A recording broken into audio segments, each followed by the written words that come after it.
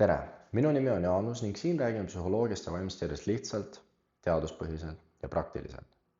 Eelmises videos rääkisime sellest, kuidas sotsiaalmeedia võib mõjutada meie enesehinnangut. Aga see tekitab järgmise küsimuse. Miks me üldse ennast teistega võrdleme? Kas see on midagi, mida õpetab meile sotsiaalmeedia või teeb meie aju seda niikuinii? Kujuta ette, et saad kontrolltöös 82 punkti 100. Sa oled tulemusega rahul. Aga siis kuuled, et sinu sõber sai 96 punkti. Järsku ei tundu sinu tulemus enam nii hea. Punktid ei muutunud, aga tunne muutus. Miks? Põhjus on selles, et meie aju võrdleb pidevalt. See aitab meil hinnata, kuidas meil läheb. Kas ma olen edasi arenenud? Kas ma saan hästi hakkama? Kas ma olen teistega samal tasemel? See ei ole viga, see on üks viis, kuidas aju maailma mõtestab. Ilma võrdlemiseta oleks paljusid asju raske hinnata. Näiteks õpid uut keelt. Kui palju oled tegelikult edasi arenenud? Või alustad jõusaalis käimist? Kas sinu tulemused on head? Sageli saame sellele vastata alles siis, kui meil on mingi võrdluspunkt. Seega ei ole probleem selles, et me ennast võrdleme. Probleem tekib siis, kui me teeme selle põhjal ebaõiglasi järeldusi. Näiteks mõtleme, et me pole piisavalt head lihtsalt sellepärast, et kellelgi teisel läheb selles samas valdkonnas paremini. Või võrdleme oma algust kellegi aastate pikkuse kogemusega. Selline võrdlus ei näita tegelikku pilti. Vahel võrdleme ennast inimestega, kellel tundub meist paremini minevat. See võib anda uusi eesmärke, panna rohkem pingutama või inspireerida õppida midagi uut. Aga see võib panna meid ka tundma, et me ei ole piisavad. Vahel võrdleme ennast hoopis inimestega, kellel läheb kehvemini. See võib aidata märgata, kui kaugele oleme ise jõudnud. Aga kui teeme seda ainult selleks, et ennast paremini tunda, ei aita see meil tegelikult areneda.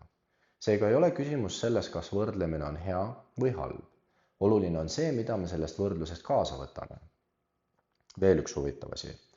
Me kipume ennast võrdlema just nendes valdkondades, mis on meie jaoks olulised. Kui sind sport ei huvita, ei lähe sulle ilmselt eriti korda, kui kiiresti keegi maratoni jookseb. Aga kui soovid ise ülikooli sisse saada, võivad teiste tulemused tunduda palju isiklikumad. See näitab, et võrdlus räägib sageli hoopis sellest, mis on meie jaoks tähtis.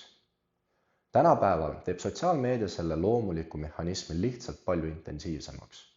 Meie aju saab väga lühikese aja jooksul tohutult hulgal inimesi, saavutusi ja elusid, millega ennast võrrelda. Mehhanism ise ei ole uus. Uus on see, kui sageli see tööle pannakse. Mida siis teha? Kõigepealt küsi endalt, mida see võrdlus mulle tegelikult ütleb.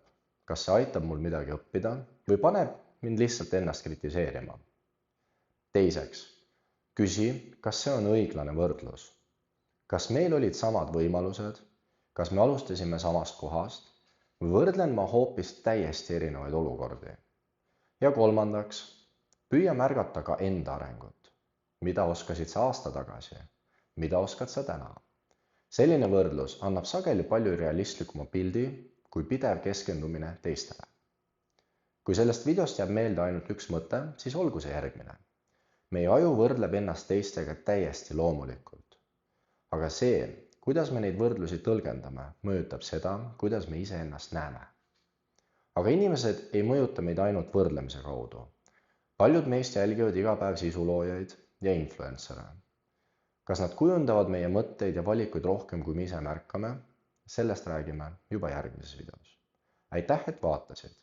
Vaimsest tervisest rääkimine ei lahenda probleeme üleöö, kuid aitab meil ise ennast paremini mõista. Hoolitse enda eest ning kohtume juba järgmises videos.